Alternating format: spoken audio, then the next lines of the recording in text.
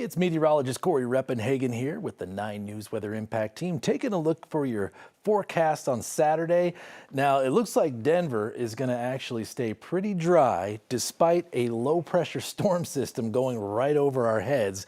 It turns out this thing's just a little bit weak and a little bit further north, meaning we don't get the lift. Nebraska, central Nebraska, South Dakota, that's where the action will most likely be. We'll keep a little piece of some of the ingredients here in the northeast corner, but for the most part, we're going to stay pretty dry here on the Front Range. Let me show you some modeling here. Starting at 8 a.m. on Saturday, we'll have mostly sunny and clear conditions, and that'll stay that way for a good bulk of the day. It won't be until about 2 o'clock in the afternoon we'll start to see these showers start to appear.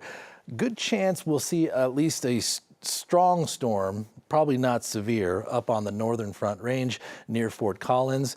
Checking out the Denver metro area, there is going to be some moisture in there, maybe a sprinkle here and there, but it looks like for the most part we're going to stay dry on Saturday, which is great news for all those outdoor events, concerts, ball games going on in the Denver metro area. Temperature is going to be pretty comfortable here, right on point for the normal high temperature for this time of year, with temperatures in the middle to upper 70s across much of the Front Range. And it looks like now that we are going to finish this May with the driest May in 13 years here in Denver, barring any crazy unexpected big thunderstorm over the next 2 days. Only a little bit more than 1.5 inches of rain and melted snow. One of the storms was a snowstorm early in May. So this is crazy. When we started the year out with 4 consecutive warm, dry months, that's never happened in Denver in 154 years. I thought that was pretty wild. Now we're likely going to add a 5th because we're likely going to be a little bit warmer than normal, and we just documented there, drier than normal. Crazy start to 2026 here across the Denver metro area.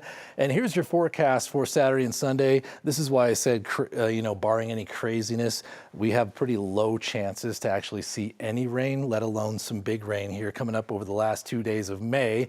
Once we get into the first 2 days of June, though, where it looks like we're going to have some severe weather possibly in our area once again before we start a major warm-up and probably our first little taste of summer with temperatures in the upper 80s for a few days, possibly even a 90. That's a look at your forecast.